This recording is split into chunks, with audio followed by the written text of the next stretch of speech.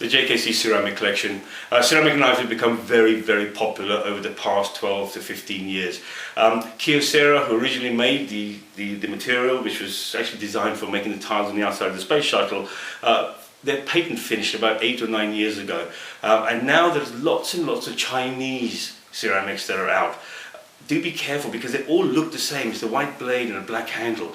But the Chinese ceramic is very, very inferior in quality. It doesn't hold its edge anywhere near as long, and it's very difficult to sharpen. The main advantage of the ceramic is that it's not made out of metal, so there's no metal ions going onto the food. So if you cut something that's likely to discolor after cutting, like an apple or a potato or a salad that you leave in the fridge overnight, it won't wilt, it won't go brown, and it won't influence the colour in any way. So an apple that you've cut will remain exactly the same colour. All fruit and vegetables also have a certain amount of acidity which reacts with the blade, which is made out of steel or other material. Now, most people can't tell. You know, if you have something you cut with a ceramic blade, or if you cut it with a steel blade, if there's a high amount of acid in it, all you'll taste is acidity. If it's a very, very low amount of acid in the food, the reaction will be so small that you can't taste it. But if you have a high acid food and high sugar in the same food, the sugar will knock the acid flavours down, and then the taste of metal will come through. I know that if I took 5 strawberries cut by 5 knives, I could probably tell you which kind of knife has cut the strawberry, because I've been doing this for 15, 20 years, and my palate has become used to the kind of different flavours and influences of steel on food. The other advantage of the ceramic is that it's totally non-absorbent, and because of that, if you cut, say for example, garlic or onion, something like that, and then you go on to cut a very absorbent flavour like cheese or avocado or cake, normally you get a slight smell transference even though you washed it. Go into any sandwich shop at lunchtime and ask for a cheese sandwich. Guaranteed that 9 times out of 10 it'll smell of tuna or salmon or whatever else the guy cut with it before he actually cut your cheese sandwich with it.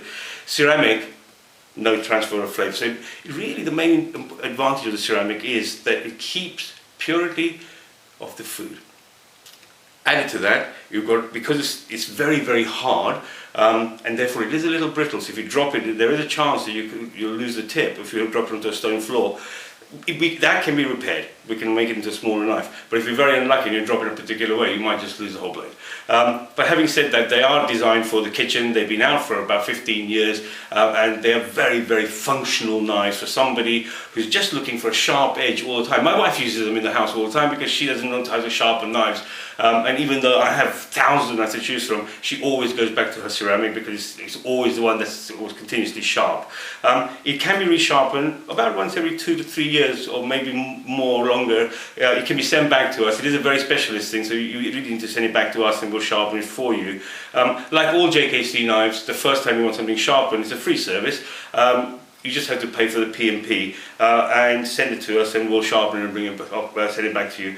Most ceramics you find on the market have plastic handles. These particular ones I've had designed with a wooden handle, which is laminated rosewood with the 2 rivets holding that half tang in there, coated with silicone, injected with a bit of resin to be relatively waterproof.